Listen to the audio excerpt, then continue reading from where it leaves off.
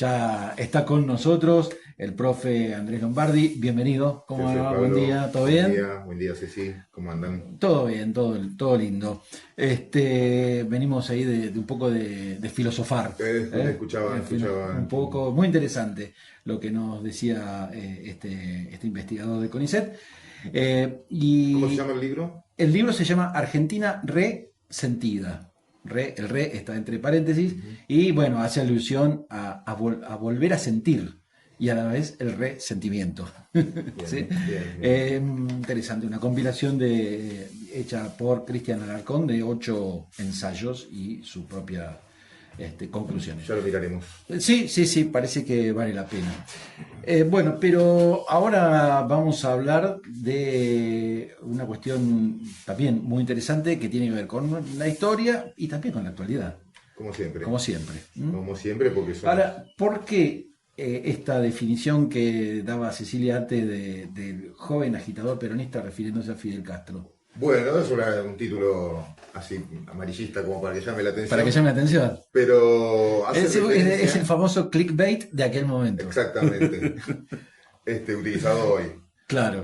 Esto sale de una investigación que hizo García Lupo, Pajarito García Lupo, un periodista Sí. argentino, vos por ahí lo tenés mejor que yo, inclusive, que creo que fue fundador de Prensa Latina en Ujú. Cuba y creo que fue corresponsal acá en Argentina. Él es el que descubre, o por lo menos es el que da a conocer el documento de la CIA, donde Fidel Castro, con 20 y pico de años, 22, 23 años, es catalogado como peligroso joven agitador peronista nacido en Cuba. Esta es la ficha que se había distribuido en policías de Latinoamérica y en las policías norteamericanas. Y aquí llama la atención, ¿no es cierto? Sí, Esto en claro. un principio. Pero, Ana, ¿a qué venía?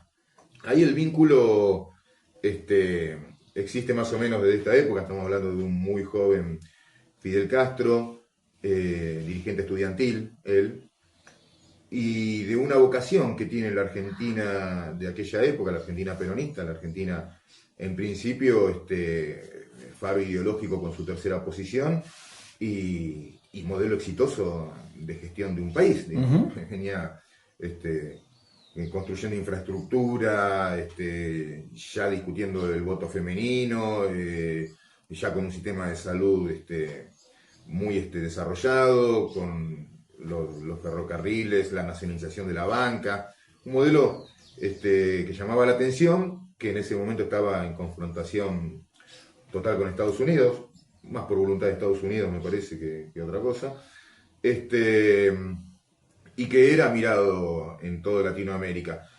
Y como todo país importante, una Argentina que tiene peso geopolítico y potencia, se propone eh, influir por más allá de sus fronteras. La Claro. verdad es que el gobierno peronista y Perón en particular, él interviene en la política exterior chilena, por ejemplo, ayudando a Ibáñez, otro nacionalista modernizador, en la política boliviana. Hay un conato de crear una central de trabajadores latinoamericana, ¿m?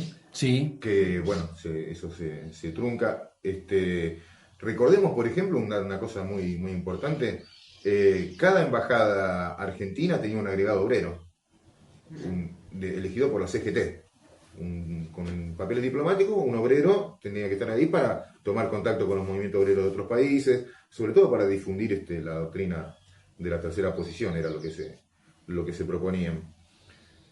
Bueno, en este marco de creación de alianzas internacionales y de difundir el modelo, un agregado del Senado, el encargado de Relaciones Exteriores del Senado, en ese momento se llama Molinari, un cuadro de origen radical, va recorriendo Latinoamérica y en Cuba toma contacto con este movimiento estudiantil antiimperialista, también bastante influenciado por la reforma argentina del 18, y con un joven militante, estudiante de Derecho, que es Fidel Castro Ruz.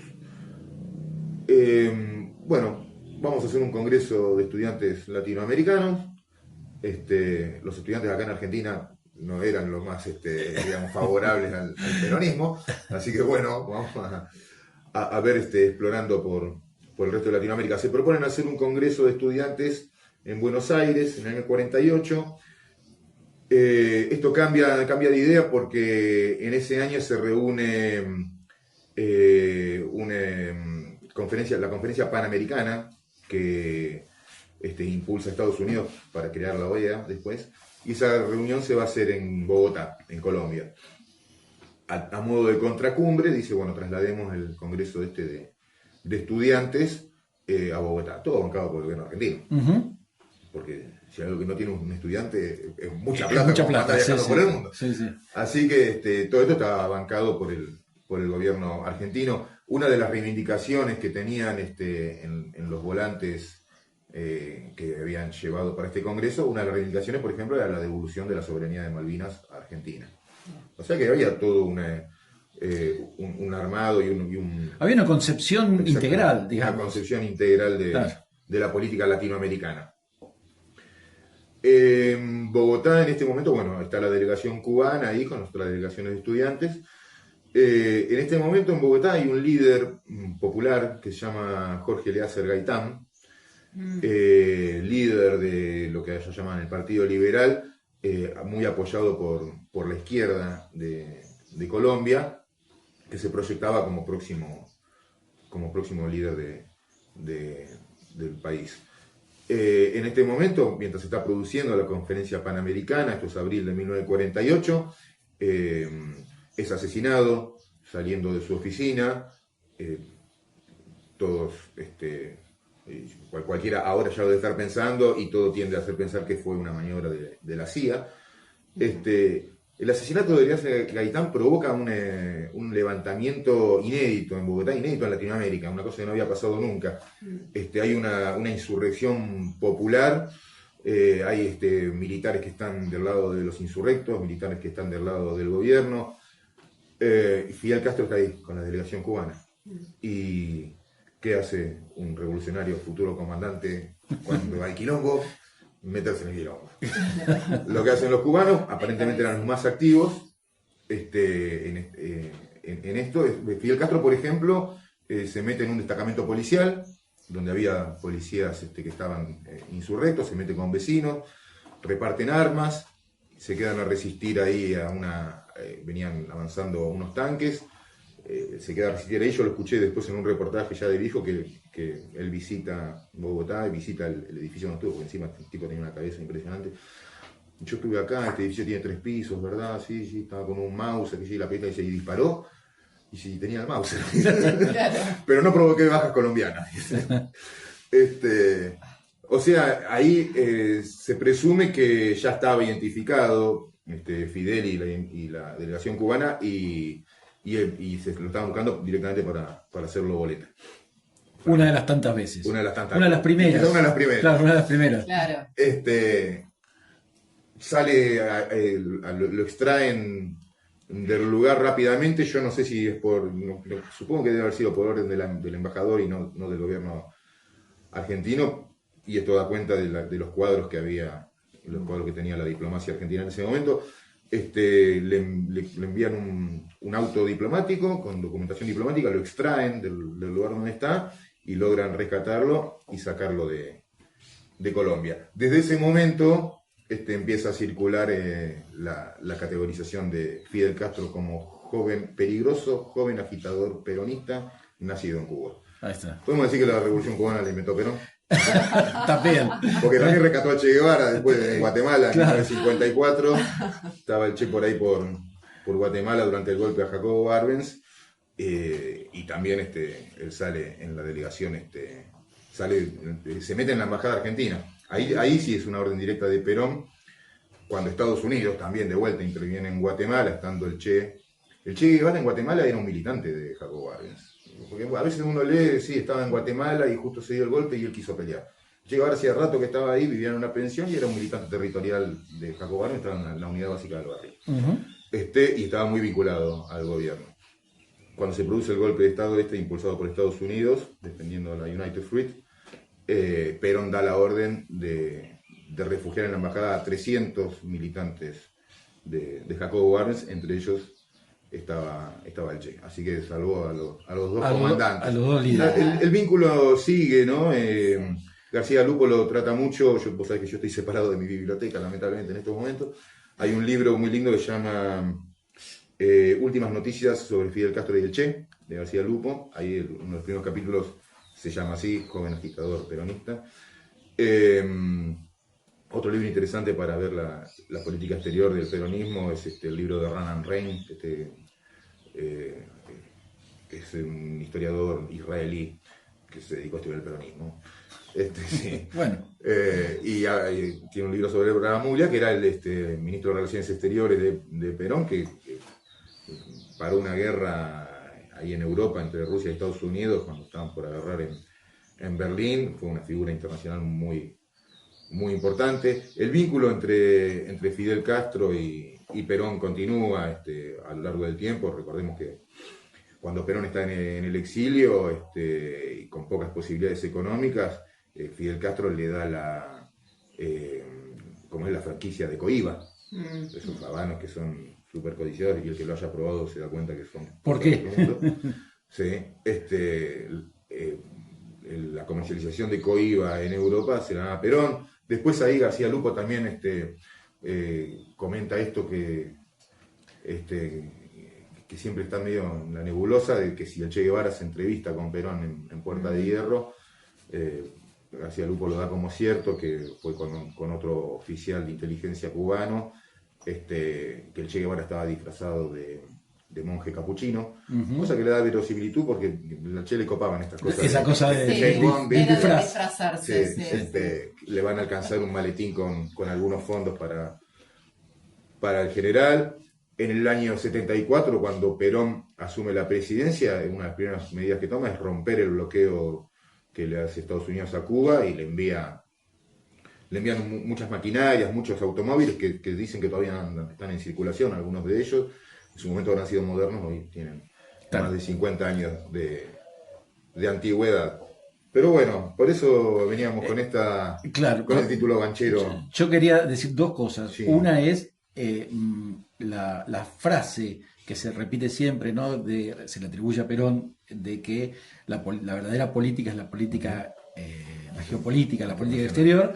No era solo una frase durante su gobierno.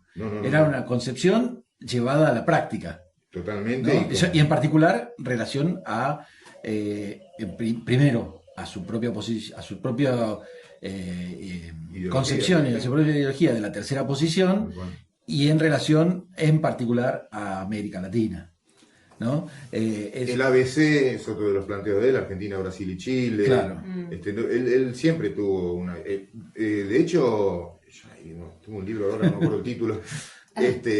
Hay una carta que le escribe Perón al presidente de Uruguay, en el primer, apenas asume el gobierno, el primer peronismo, diciéndole: seamos un solo país, listo, ya está, vino con esto. La concepción del tipo que estaba más allá del vecinalismo, el provincialismo. Y también me gustaría hacer el repaso de todo lo que hablamos acerca de cómo se comporta la política norteamericana en todos estos episodios, porque ahora también hay algunos compañeros como Moreno que están planteando que la relación natural del peronismo con Estados Unidos sería una cosa inédita, y en todo caso no sé si es bueno o malo, pero no es lo que históricamente ha ocurrido. No, exactamente. Y esa es la segunda cosa que quería mencionar, que tiene que ver con que a dónde hemos de alguna manera degradado, que hoy por hoy Mandami, o no sé cómo se llama, el que salió intendente alcalde Mandami de Nueva York, también es acusado de peronista por Donald Trump. Sí, ¿no? Sí, está bueno eso, ¿eh? No viene bien. Pero quiero decir, habría al día de hoy una diferencia entre Mandami siendo elegido por prometer el transporte público, y Fidel en Colombia luchando, contra un... ¿sí? Del lado del pueblo. Del lado del pueblo. En Colombia no se recuperó nunca de esa violencia. 140 edificios fueron destruidos, más de 1000 muertos en el Bogotazo. De hecho, los mismos colombianos identifican el asesinato de Gaitán como el inicio, el punto de partida de los muchísimos años de violencia que todavía siguen. que a bueno, pesar de que los esfuerzos, sobre todo ahora Petro, de tratar y de Cuba. Porque y de Fidel Cuba, Castro ahí jugó un papel muy importante en las intervención, conversaciones de paz cuando gobernaba Santos con él. Sí. Así es. Así que nada, por eso digo, para hacer una relación entre aquel. Bueno, ¿querés otra momento y todo, relación? Ahora sí. también hay delegados en cada embajada. El año pasado, delegados comerciales. Sí, Claro. sí. Se instituyó la figura esa. Es bastante diferente que un delegado obrero. Es bastante diferente. Y, Hay- probablemente ambas sean necesarias, ¿eh? ¿Eh? Probablemente ambas sean necesarias. Sí, seguramente, Sí, seguramente. sí, sí, seguro. Hay otro punto de contacto que me acordaba recién entre Fidel y Perón. Ambos fueron pioneros en la preocupación por la cuestión ambiental. Sí, Fidel, sí, hasta sí. sus últimos días, Sí, claro. era un tramo muy largo de sus largos discursos, Sí. la preocupación sobre eso, y Perón en el, creo que es 71, Sí, 71, por ahí, 72, en la Carta a los Pueblos en del la Mundo. Carta a los Sí. Pueblos del Mundo, es Sí, sí, pionero clarísimo. en decir, che, esto va a ser un problema, ya Bueno. es un problema y va a ser un problema Tiene que ver gravísimo. con el amor a la humanidad también. Sí, Claro, sí, exactamente. sí, sí. Profe, excelente, como Bueno. siempre. Muchas gracias. Nos queda una más. Nos queda una más. Nos queda una más el 20 de diciembre. Vaya fecha. Vaya fecha. Más que historia va a ser memoria. Va a ser memoria, exactamente, sí. Así que bueno, muchas gracias.